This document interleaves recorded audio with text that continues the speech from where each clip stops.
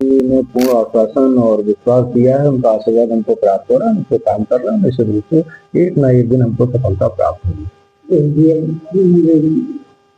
छात्रावास इसके उद्देश्य है, सरकार की टॉप प्राथमिकता है। यदि कोई भी बच्चा इसके बाद भी अगर नकल करने का प्रयास करेगा तो जो भी कानूनी कार्रवाई होगी उसके खिलाफ की जाएगी। उसमें किसी प्रकार की भी कोई शिथिलता और कोई लापरवाही बर्दाश्त नहीं की जाएगी। और उसके लिए जो हमारी कमेटियां हैं उनका गठन कर दिया गया है और वह कमेटियां निश्चित रूप से उसकी रूपरेखा को तैयार कर रही हैं।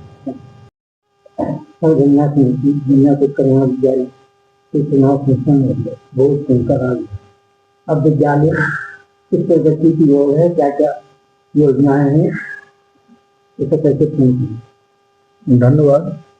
महाविद्यालय तो निरंतर विकास की ओर अग्रसर है, क्योंकि वर्तमान में क्योंकि विश्वविद्यालय की परीक्षाएं होनी है, परीक्षा फॉर्म भरे जा रहे हैं, 11 दिसंबर से परीक्षाएं प्रारंभ होंगी और उसकी तैयारियां चल रही हैं। उसके लिए टीम का गठन कर दिया गया है।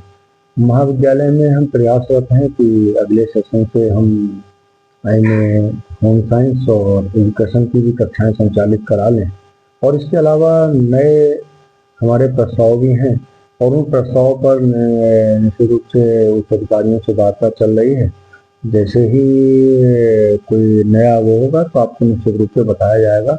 हमारा हित जो है छात्र हित और क्षेत्र हित सर्वोपरि है, इसमें हमारे जनप्रतिनिधियों का सहयोग आशीर्वाद हमारे साथ है, उस पर हम निरंतर कार्य कर रहे हैं।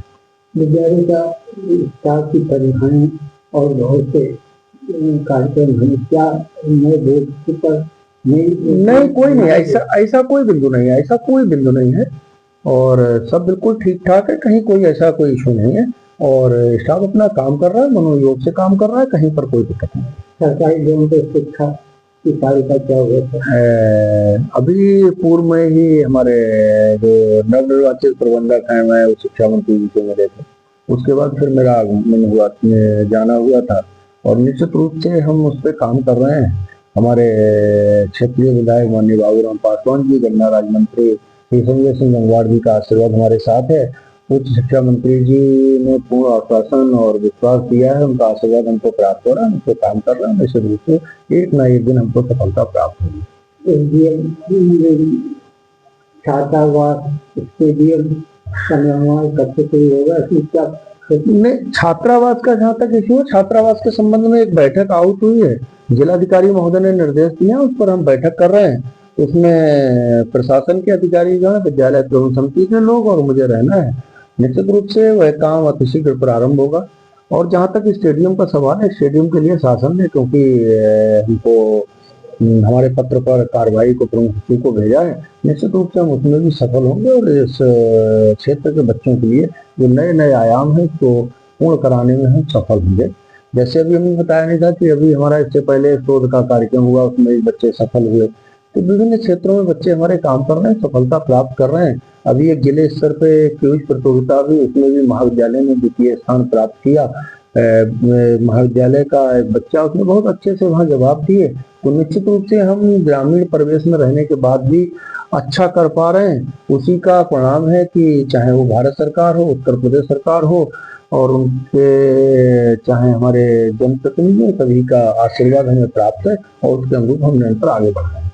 जो छात्र छात्री परीक्षा में नहीं ला रहे,